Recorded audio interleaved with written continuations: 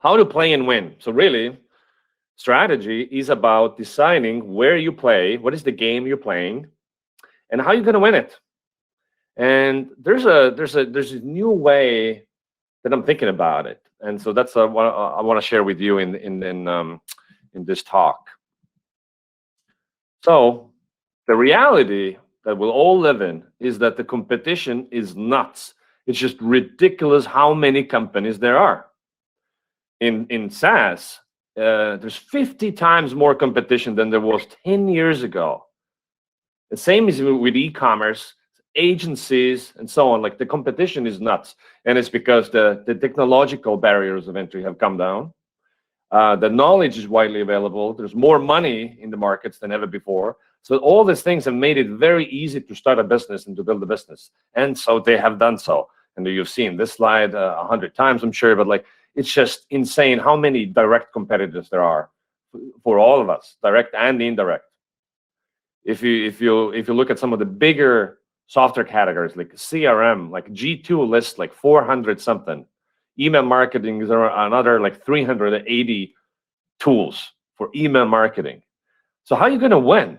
How are you gonna stand out? So this is survey tools. This category, survey tools. There's SurveyMonkey. There's Qualtrics. Google Forms is up there. There's Typeform. There's a bunch of other survey tools.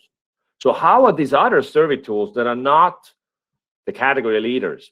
How are they going to win? It's hard, man. And so really, so if we want to figure out how to plot our path to winning in a very competitive category that we're all in, I mean, most of us, this is the way to think. I think about it. So first of all, how little movement is there within categories? So this is CRM. CRM category is I guess biggest software category there is. Who is number 1, 2, 3, and 4 has not really changed. I couldn't find a diagram from 2010 to 2021, but basically these companies have not moved. The market positions are rigid. There's very little movement in the categories. There's no new player that came out of nowhere and suddenly became number 1 or 2. It's the old guard is there. So there's very little movement actually in the market positions. And our job as marketers is really to get inside a very limited consideration set of that people have. So like, let me give you an example. Name an email marketing tool. So if you're considering a marketing automation tool, okay, please name 3 tools in the chat. First tools that come to mind. So if you were to pick a new email marketing or marketing automation tool for your business, which are the first 3 that you think of? HubSpot, Autopilot, ActiveCampaign. Okay, yeah.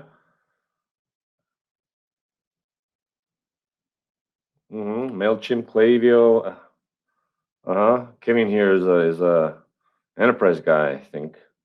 MailChimp, Constant Contact. Yeah, the old guys. Yeah. So studies have shown that in most categories, in B2B categories, people they consider 3 to 5 tools.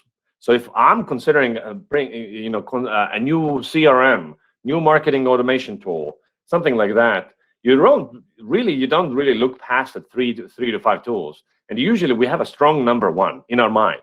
So somebody has positioned themselves in our mind that this is the tool to choose. So our job is to get into that top 3 that instantly comes to mind. Now, how do you do that? It's very hard. So if I have HubSpot and MailChimp and ActiveCampaign already in my mind as top 3, how can somebody else get into my top 3? What should they do about it? And so the way I think about it is every tool fits a job to be done. A job to be done in the sense that, so Hotjar is the heat maps tool for small business. So if somebody says, hey, name a tool for heat maps for small business, I'm thinking Hotjar. Name a CRM for companies that are scaling. Oh, it's HubSpot. Go with HubSpot. Name a platform for digital marketing training. Oh, it's CXF. That's a tool fits the purpose. And what's also funny is that when the top three, the consideration set that people have in their mind, it is not based on their actual personal experience. It is based on just marketing. Who has positioned themselves into our mind?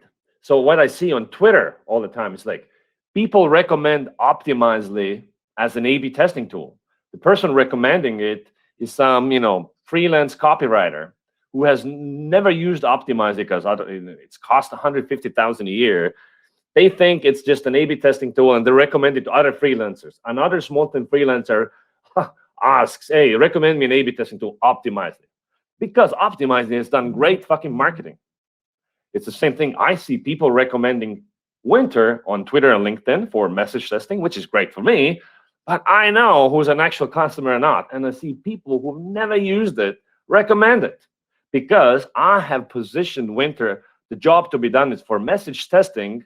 That's what the tool that they think of, and that's exactly what you want. And so how do you get into that very limited consideration set and win? And so basically, I think there are three ways to achieve that. So number one is that you get there by being objectively better. So there are tools that do whatever they do, and the same for like might be mattresses or might be agencies or whatever.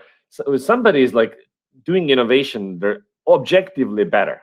You can come and replace somebody in the consideration set, in the top three that people have in their mind. That's a way to do. So Tinder, for instance, entered the dating scene that was already very competitive, some 10 years ago, whenever that was. It was very competitive, but then they came out with the innovation, which is the swipe left or right. People loved that innovation, and Tinder quickly became a #1 dating app through innovation. Now, of course, every innovative advantage is temporary because their innovative UX was copied by the Bumble and all these other companies, Hinge and so on. So it became like a table stake stuff. But it allowed it for a moment to really accelerate and change the market position. You get inside that consideration set.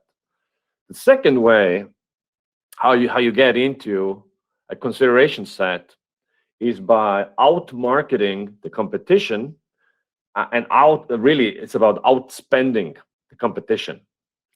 So what is excess share of voice? So excess share of voice really is like basically how much you advertise. And excess part is, if let's say your market share is 1%. Let's say your market share is 1%, but you spend 5% of the category's ad spend. So like 5 times more than your market share is. So that's the excess part of it. This has been studied very thoroughly in all kinds of industries. So for instance, in UK, Lidl, the supermarket chain, entered the market like sometime in the 90s, had really tiny market share, and then they consistently had a lot of excess share of voice, and they've grown tremendously. I think today about 20% market share or something. Or this tool, Monday. So Monday has and this is a category of productivity tools, right? And this is extremely competitive category, and Trello and Asana and all these guys are in there. And so Monday came and bought their way inside our top 3 consideration set. They bought their way into it, and of course now that they're going public, they are disclosing some of their finances. So this is, excuse the blurriness, but basically, if you look at their money, so the top column here is revenue. So revenue, in 2019, they did 17 million a quarter, and then this last quarter of this year, they did 58 million in a quarter. Impressive growth. But then check out the sales and marketing expense column. They are spending more on advertising than their whole revenue. More money is spent on advertising than their total revenue. Of course, handsome, generous quantities of VC money to enable this. So the question is, like, will they be able to turn a profit in the end? Because they're losing money. 38 million this quarter they lost. I think yes.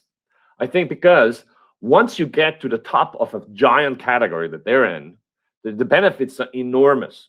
So also the benefits of how well your ads are working.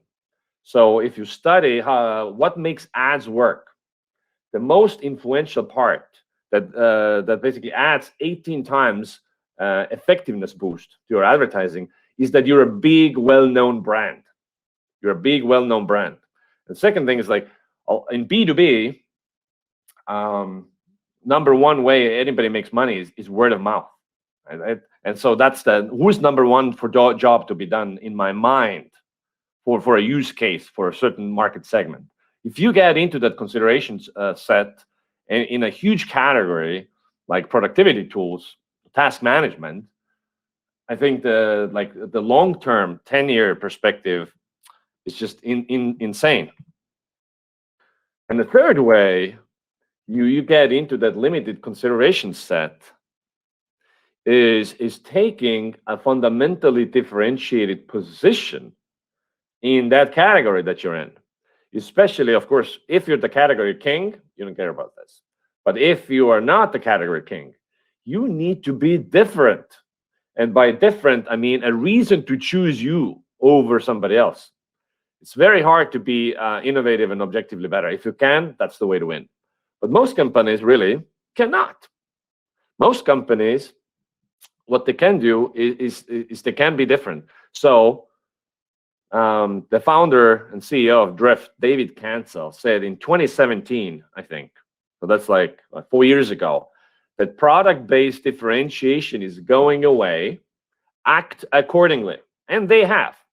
So if we look at Drift, and it's a very successful company. If you don't know, I'm sure you know. So if we remove the brand name, we don't know it's Drift. Like if we remove the brand and we just look at what is the product. Okay, there's some email functionality that's very mediocre and limited. And there's live chat and there's chat bots, which is a commodity products because there's so much of other products that do exactly the same thing. So there's nothing special about it. And then we add the brand back.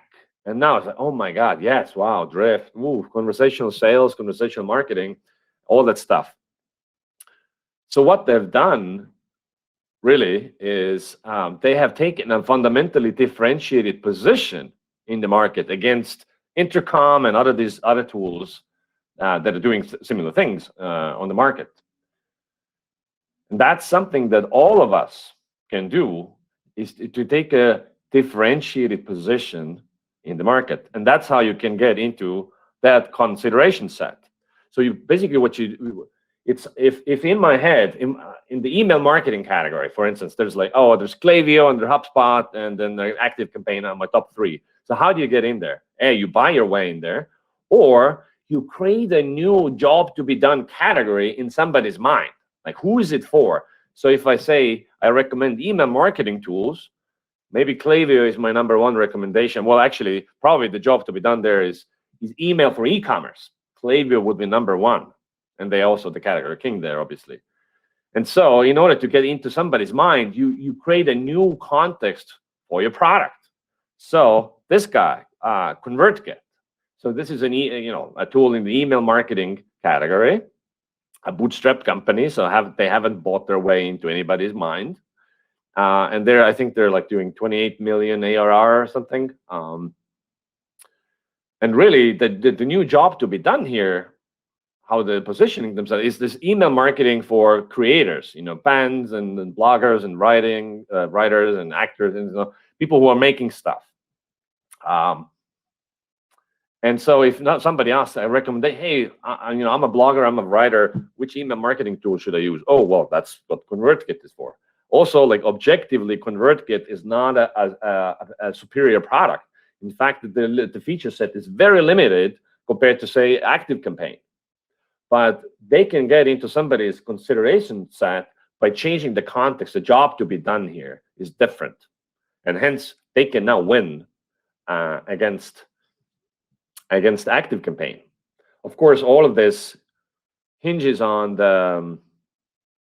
mm, on the premise that you need to really know who are you for, which is hard. Because like if you're chasing every dollar available to you, oh, we service, SaaS companies and then agencies and also like this kind of companies, you're chasing every dollar. So basically, if you're treating each revenue stream as the same, really you don't have a strategy. The strategy is like who is the type of person that cares a lot about what we do, right? The whole positioning stuff. And once you get inside that consideration set, how do you stay there? So of course, building moats is a thing to think about. So 7 Powers is my top recommendation for a book on the 7 types of moats you can have and how to build them.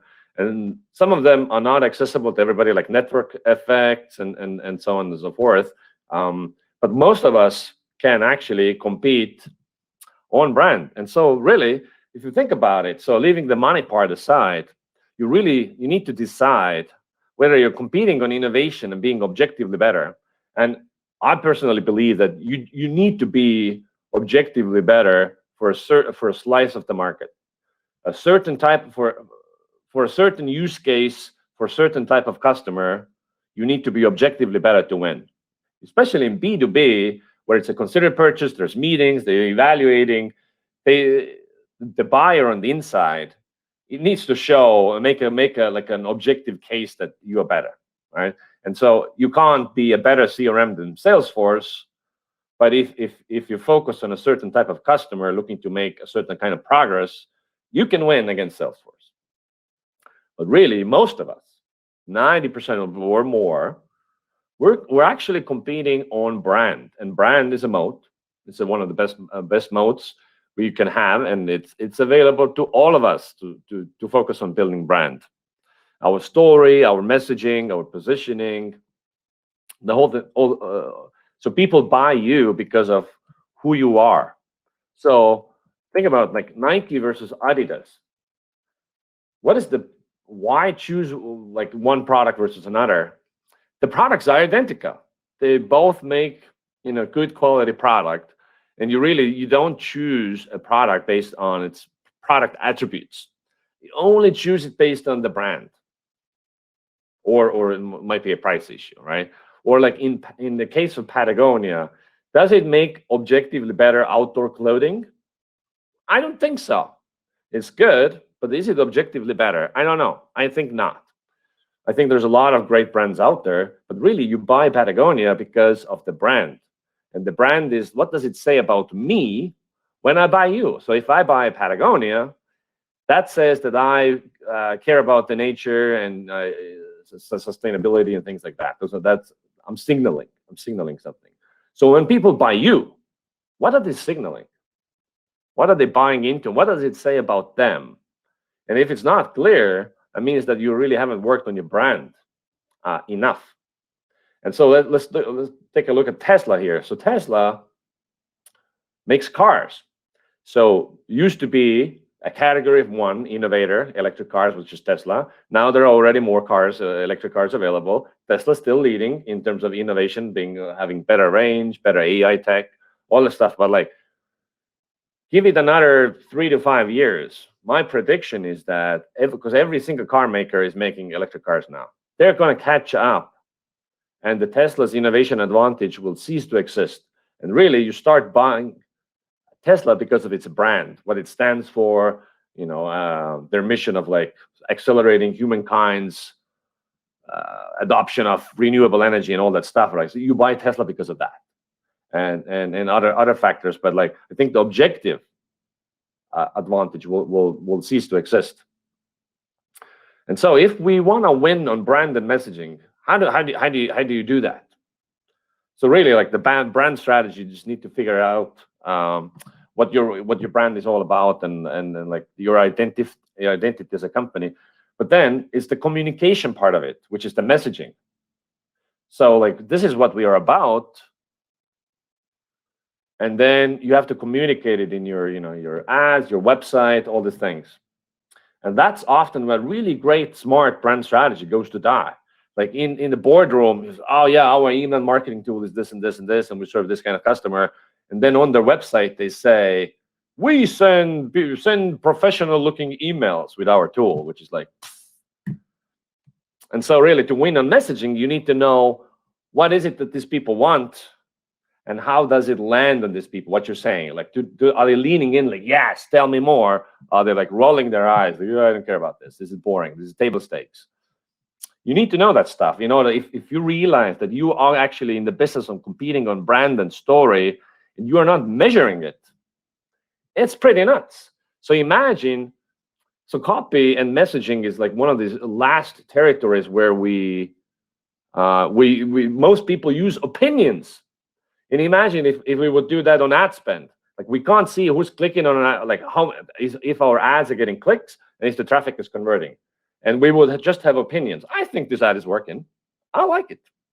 And you actually wouldn't have that. That will be insane. But that's exactly how most people do their messaging. I like this headline. Crazy town. So this is, of course, what Winter does to measure messaging and the effectiveness and stuff. So if you want to learn more about it, you can schedule a demo with me. Thank you very much. And let's do some Q&A here. So questions. Do you guys have any questions?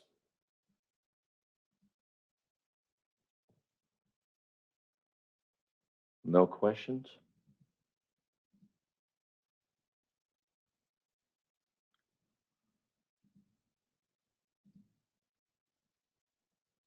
Who is killing it now?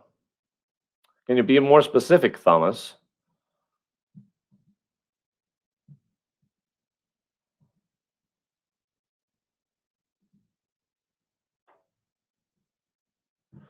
Jeremy asks, can you talk about the difference between differentiation and the depositioning?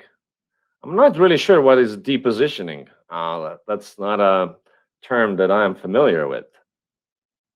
You mean just positioning? Sarah says, what about a startup that is not sure who is going to be the best audience for its product? How do you not widen the net? So we're in the startup situation where you don't know who's going to be the best audience. I mean, it's a lot of trial and error. So for instance, when launched with Winter a year ago, I thought I had a hypothesis that my target market is going to be copywriters and e-commerce marketers. That was my hypothesis. And so I started approaching them and selling them the product. That was how I chose like where to advertise, which messaging, and so on and so forth. So basically, having a hypothesis about the target audience determines your go-to-market strategy. Now, actually, they didn't want my product. They was not interested, not buying, and so on. And just when I analyzed maybe months later, like who is the people paying for this? And I was like, oh, this is all B2B SaaS, and it's product marketers. And basically, wow, I'm going after B2B product marketers as the audience. They get it, they want it, that kind of stuff. But like you need to pick an audience as a startup. You need to focus, because if you're like too broad, nobody will give a shit about. If nobody loves you and everybody's like, yeah, that's kind of nice, then it's very hard for you to grow. Tony says, how do you determine your homepage copy main headline when you're dealing with several distinct audiences? Yeah, I say the homepage, if you're multiple audiences, then you want to use your homepage as a tool for segmentation, self-segmentation. You choose who you are on your homepage, and you want to get them off the homepage as soon as possible. So you might have a catch-all, and then you send them to another page.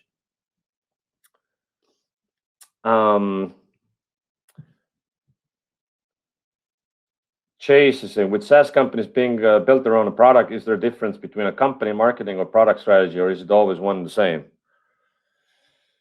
Well, it needs to, the machine needs to work in unison, right? Like I think there is of course a product strategy in terms of like which features you prioritize and all that stuff. That's that's also very important. But like the how you're going to win needs to come from the overall company strategy. Let's see, one more question before we have next speaker up. How do you see the future of copywriting and messaging with AI tools such as GPT-3? Well, currently it's garbage because I mean the GPT-3 actually doesn't understand the content of what it's saying. Like it has no contextual awareness of what it's saying. It's really pretty dumb right now still. So yeah, I'm sure the good use cases like you can brainstorm a bunch of headlines and stuff like that, but the algorithm knows nothing about the pains your customer has, knows nothing about the progress your customers are looking to make, knows nothing about the competitive space and how you differentiate it and how you're positioning. So maybe GTP9 will be good. Right now, it's just not very good. Okay, so there's a lot of questions I didn't get to. I will answer these later on Twitter.